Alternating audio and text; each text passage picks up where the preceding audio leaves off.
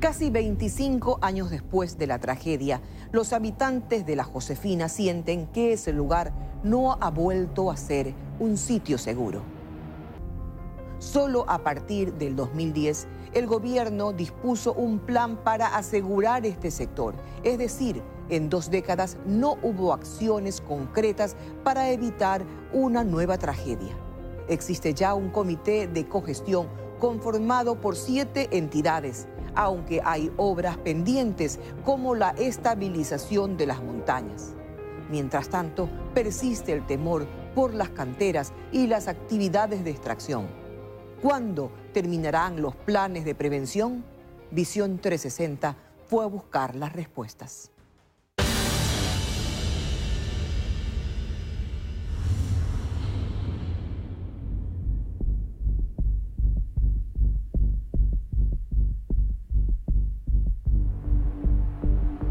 Entre los cerros Tamuga y Tahual el movimiento es intenso. Las canteras trastocaron el entorno natural, lo que provocó la inestabilidad hidrogeológica de la zona.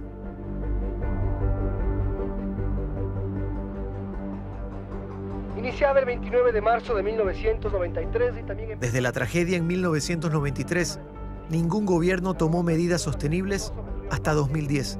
Un aproximado de 20 millones de metros cúbicos de material pétreo. Los ríos Paute y Jadao... Las regulaciones que antecedieron, sin embargo, no lograron los fines de conservación esperados. Por ejemplo, en 1999, La Josefina fue declarada zona minera especial y se prohibía otorgar permisos para actividades mineras.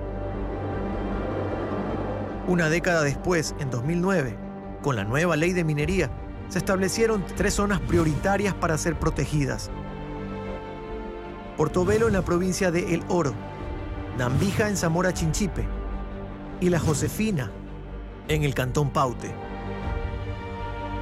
Aunque en papeles se protege esta zona, en el lugar la situación preocupa.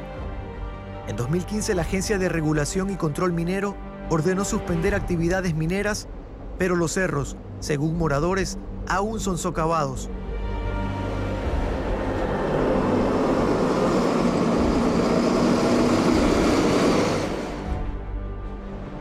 El retiro de material pétreo no se ha detenido. El peligro persiste.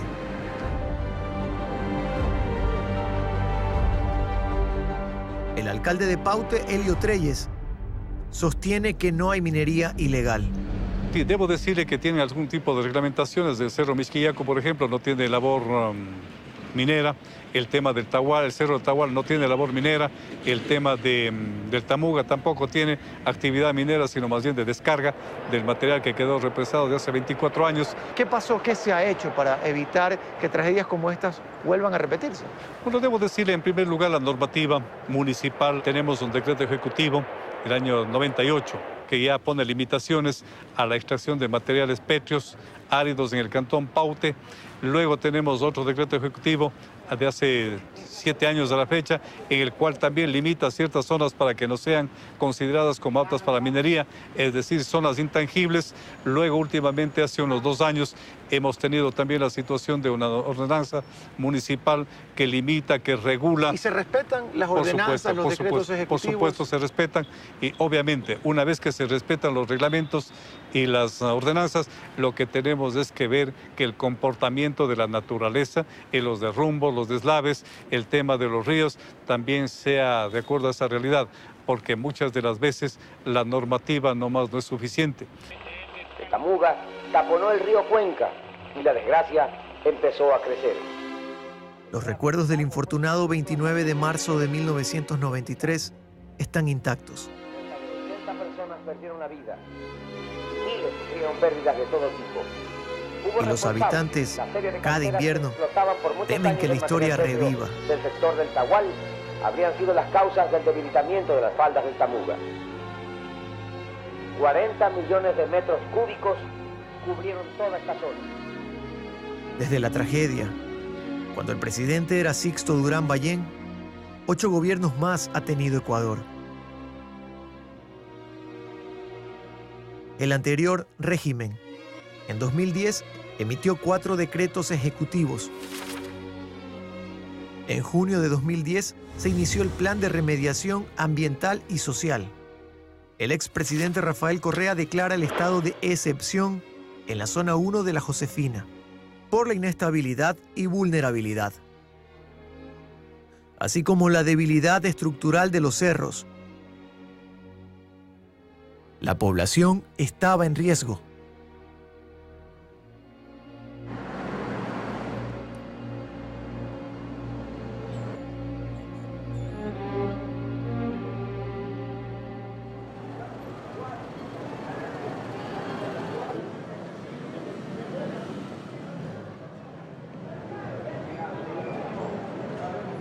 Esto se dio también por una minería informal, se lo podría decir, y que tratamos, obviamente, siempre el objetivo va a ser prevalecer la seguridad de toda la gente que vive en el sector y de los que frecuentan la vía. ¿Se puede garantizar que los trabajos de minería alrededor de los cerros no se están realizando? Bueno, las canteras siempre han existido, ¿no? Recordemos que incluso cuando fue el decreto de emergencia, intervino las Fuerzas Armadas justamente para proteger toda esa área.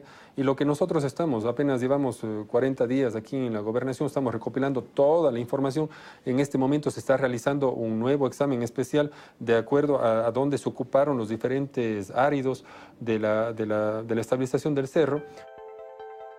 Para estabilizar los cerros afectados, el exmandatario Correa expidió un nuevo decreto, el 16 de diciembre del 2010.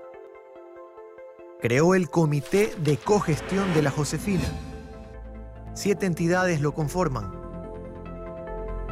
La misión principal es impedir la explotación de materiales y ejecutar obras emergentes que garanticen seguridades físicas, ambientales y sociales para los habitantes de la cuenca hídrica del río Paute. En agosto de 2012, la Secretaría del Agua contrató a la empresa Equitransa S.A.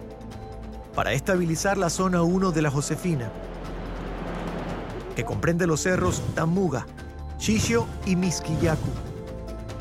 La fase 1 costó casi $8 millones y ya se terminó. Se removió 1.500.000 metros cúbicos de material pétreo. Después de casi 25 años de la tragedia, la Josefina aún representa un peligro. Sí, siempre eso hay que hacerlo frontal, es una situación de riesgo, es una área de alto riesgo, por eso es que se tiene monitoreado algunos cerros aledaños al cerro de Tamuga. Ahora incluso estamos interviniendo en el Tahual justamente para poder garantizar la seguridad, pero con la naturaleza nunca se sabe. Lo que es importante es siempre tener esa estabilización del cerro. El movimiento que actualmente se evidencia en la zona se debe a la segunda fase de estabilización.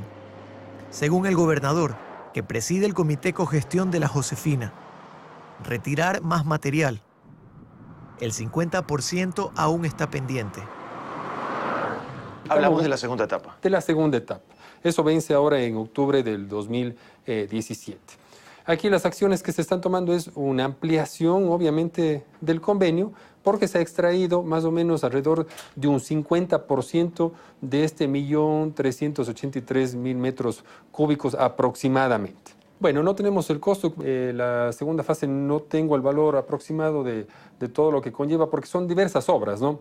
¿Cómo funciona esto? Los diferentes GATS, de acuerdo a su planificación de obras, solicitan al Comité de Cogestión, se envía un proyecto Senagua. Senagua son los encargados de generar la validación técnica y los ejecutores son el Ministerio de Transportes y Obras Públicas y en conjunto con las diferentes contratistas que pueda tener el Ministerio de Transportes y Obras Públicas.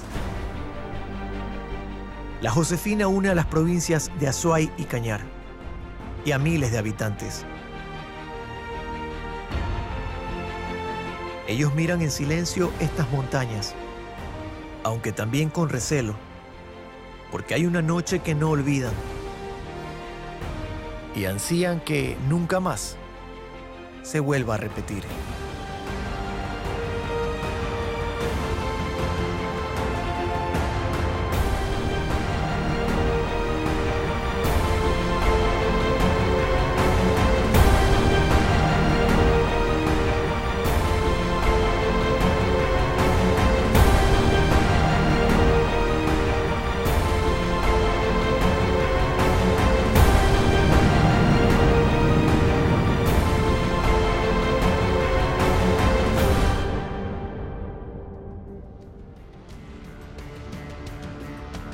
Enseguida, un tesoro escondido por 5 siglos en el corazón del centro histórico de Quito. Se lo mostramos al volver.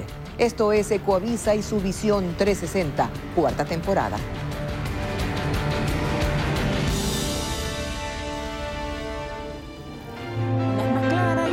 Esto que ustedes ven no es papel, esto es pergamino, es decir, piel de res preparada para escribir. Y todo lo que está aquí escrito está hecho a mano.